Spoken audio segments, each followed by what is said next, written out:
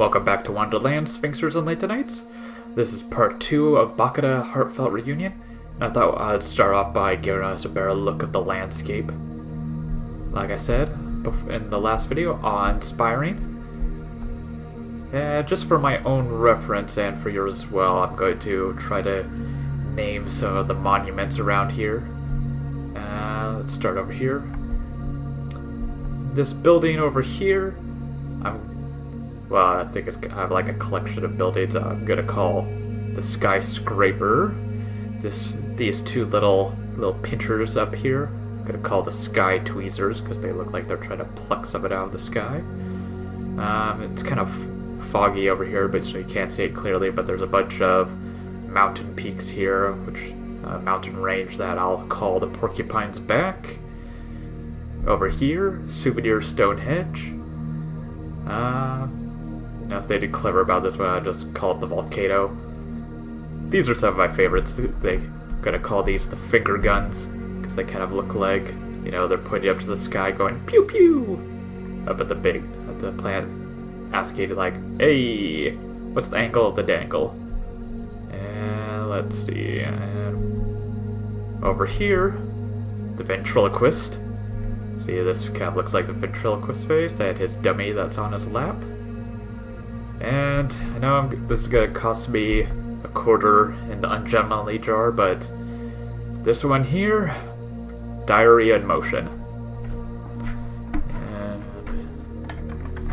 sorry, I've been looking at this for 10 minutes. I couldn't think of anything better than that. Okay. That's another thing I've been wanting to mention. I listened to my last playthrough, and I say okay way too many times. If you were to go back and take a shot for every time I said okay, you would be snockered off your rocker in a matter of minutes. So I apologize for that. I was getting really lazy with my commentary. So I'm going to do my best from now on to use any other word or phrase than okay, because that's not okay. Okay? So, oxygen, potassium, here we go. We're going to start off here by going into one of the temples that is near the very beginning.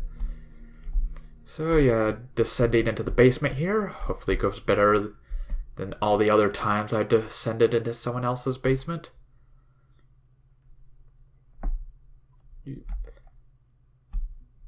And here we have the Nameless, which is in itself a name. So, slight paradox there.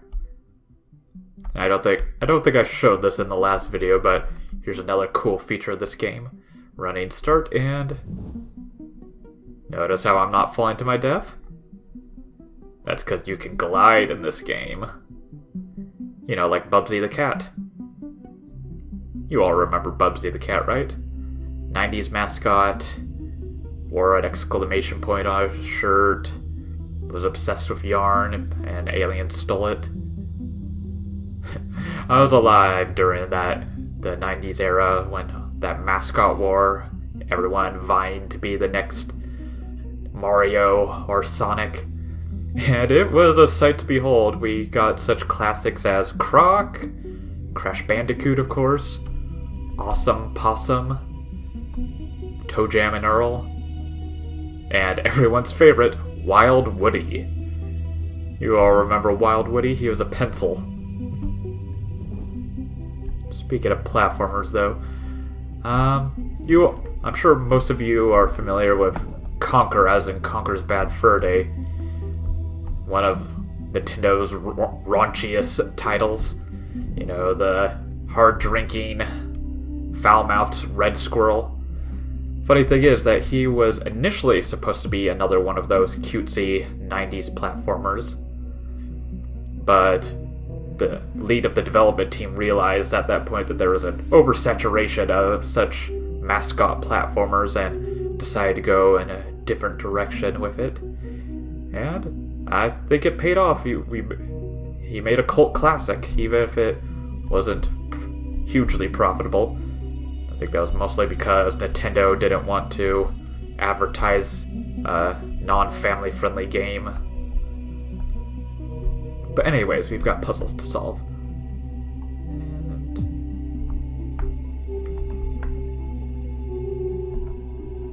So as you can see here, it gives us a pretty good idea of how we're supposed to go about solving this.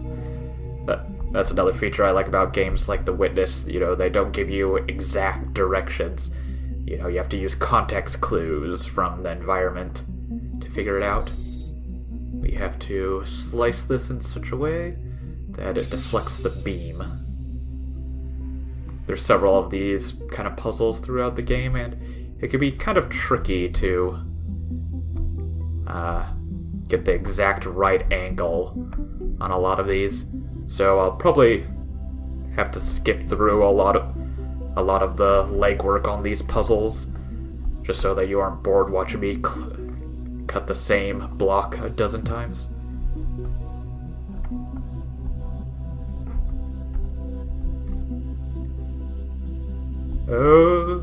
Oklahoma. I almost said, you know what again. It's a bad habit that I'm trying to get out of, I swear, people.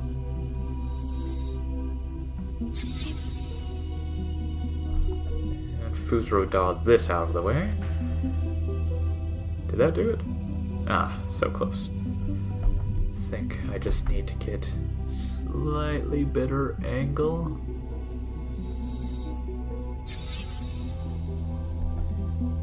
And get out of here. Did that do it? Yes! I honestly expected that to take much longer, people. No, it did not do it. Because this is in the way. Get out of here, you. Okay, now we're good. Yeah, you gotta watch out for where your debris falls in these kind of puzzles.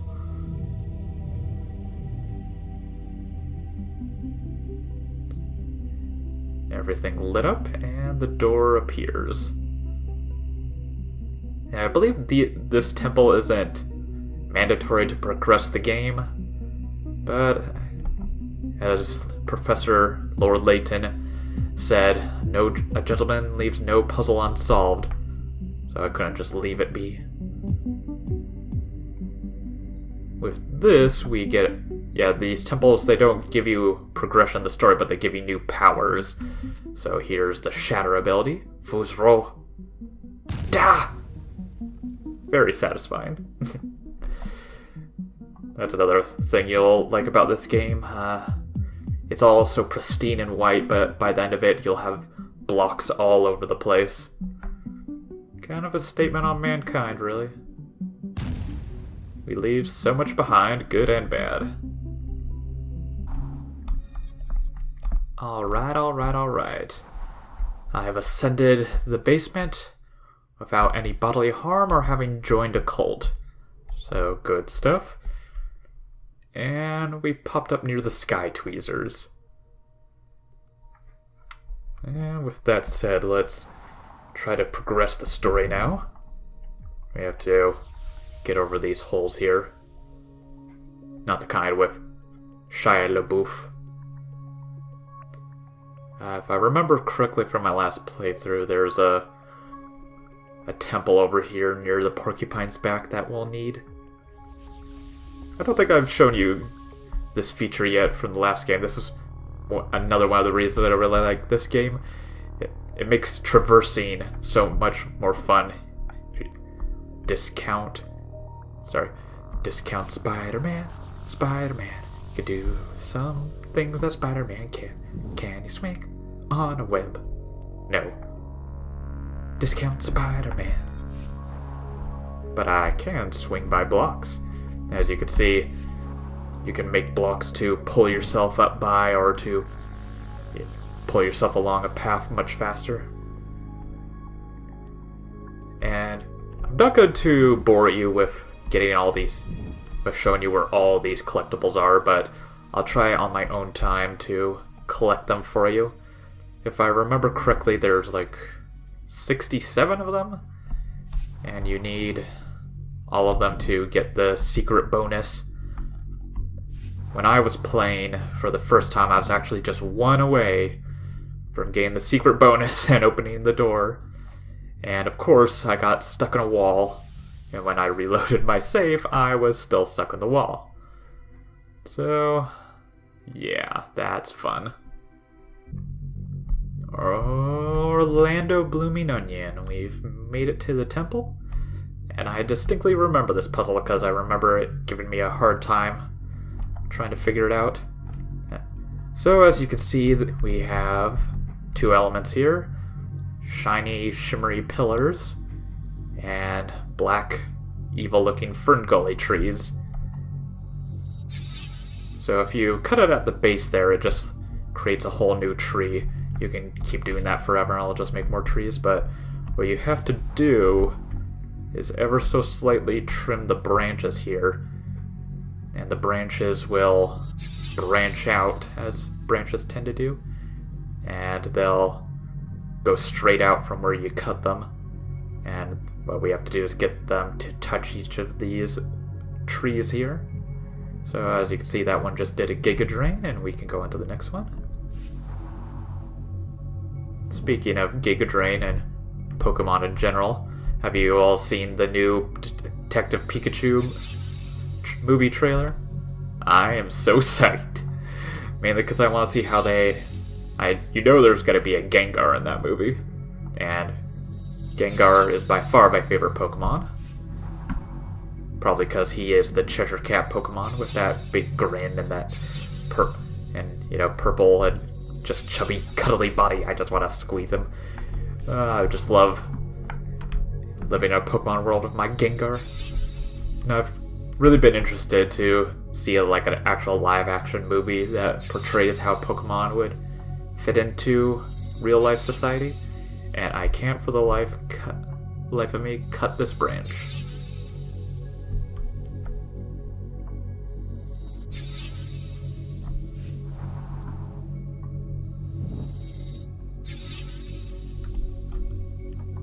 "2,000 years later." Finally. Sorry about that, folks. I don't know why, but sometimes the blade just won't cut. Anyways, as I was saying, I have always been interested in a live-action movie that showed how people in Pokemon would fare in a modern world, actual modern world like ours. From what I understand, and I have read an article on Dorkly, my source for nerd news, they basically said that in this world, Pokemon trainers are basically the MMA fighters. So, unlike in the cartridge games, not everyone is an experienced trainer. So that'll be interesting to see. I think if I had a team in a Pokemon world, I'd definitely have Gengar, of course. I don't think there's a Sphinx Pokemon, but I think the closest thing is the sarcophagus Pokemon, Cophagrigus. So I'd have that one as well. And one of my favorite, the newest one, is Toxapex. Saying it aloud, I realized that my team would be that of a Pokemon villain. Wonder if that says anything about me. Anyways, I believe for this last puzzle we have to get the branches all the way out to the middle there, that middle pillar. So I'm gonna probably cut some of this out because it's gonna take a while. I'll get back to you in a sec, so toodles. One eternity later. It's me, everyone. I'm the SpongeBob narrator now. Welcome back, beautiful people. I apologize, but I had a bit of a ditzy moment there. I tried getting the branches out as far as possible, but couldn't get it long enough. Phrasing. And then I suddenly realized, oh, there's a shimmery pillar under this rubble here, which would make sense because all the other trees had to go towards shimmery pillars. Yeah, that's, like I said, I'm not the best puzzle solver, but I enjoy them more than most people. think that sometimes I just latch onto an idea and I don't have that mental flexibility quite yet to, piece together alternative solutions. But I'm working on it, people. And certainly didn't help that this doesn't always cut. Come on, cut. Did that? Oh, thank Lord Layton.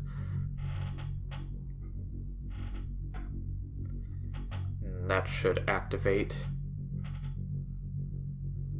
With that, we get another lasso to lasso our boo, pulling him itty bitty closer. Thick. You have mended another touchstone, bringing two closer together. Your work's not yet over. Other such touchstones remain to be found. Oh, I'll touch them all right. I'll feel those touchstones all the way up. This is just a random thought.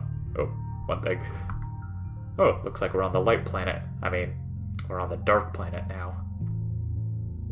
I vaguely remember this area. I don't think there was much puzzle solving to do, but... Anyways.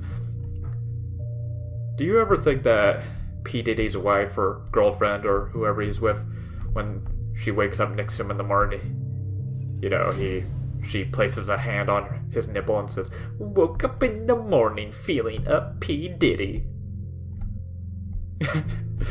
I know it's random, but I just wonder if she's ever done that. P. Diddy, if you're watching this, comment in the comments below. Okay, another hole disappeared. I'm sorry I said okay again. But I think I've been pretty good this episode. So let's keep going. This one disappeared too. And the symbol of one man playing Pong isn't changing. But I feel like, is it just me or is this doorway getting smaller?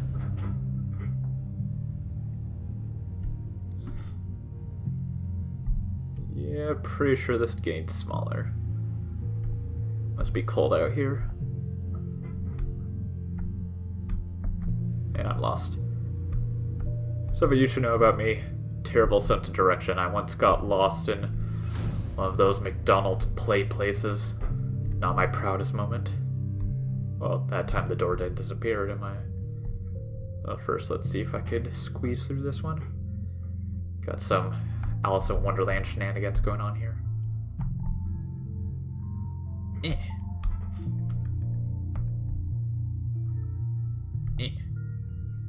That's not gonna work. Maybe we can try going back to go forward now. Oop, and I'm flying. Oh, look at this. We got sakura trees. All pretty pinks and reds, and it makes my heart go doki doki. I've always wanted to go to Japan and have a hanami under sakura trees. Believe it or not, your boy Chedger has done some traveling in his time. Sorry if you're hearing that, that's my printer going. As I was saying, I've done some traveling in my time because, everyone says, go out, travel, find yourself, and it was at a time when, I should mention I've been to Costa Rica, Italy, Mexico. I traveled because, really, computer? I'm gonna wait this out. 3 flapjack flipping eternities later. Apologies, everyone. I had to cut out a little bit because my printer started freaking out and making a whole bunch of noise. Anyways, as I was saying, I've always wanted to go to Japan, have a hanami underneath the sakura trees. Believe it or not, your boy Chedger has done a bit of traveling. Been to Mexico, Italy, Costa Rica. Kind of did it when my anxiety and depression were just starting to percolate. People kept saying, go out, go traveling, go find yourself. And thought that maybe I could find a better version of myself, so went out traveling, and when I came back, still felt like me, even though I didn't want to be. But I'm being all emo here. Let's enjoy the view. And also notice that my blocks have changed color, so that's cool. And I believe now I can move faster and create blocks from a greater distance. And I'm having the darndest time getting up here. Anyways, last episode I left you with a riddle, and for those who don't remember it, here it is. We rise, fall, and rise again from within our sheltered den. We carry trophies, a crown and plaque. The hounds are near the front, the sages are in the back.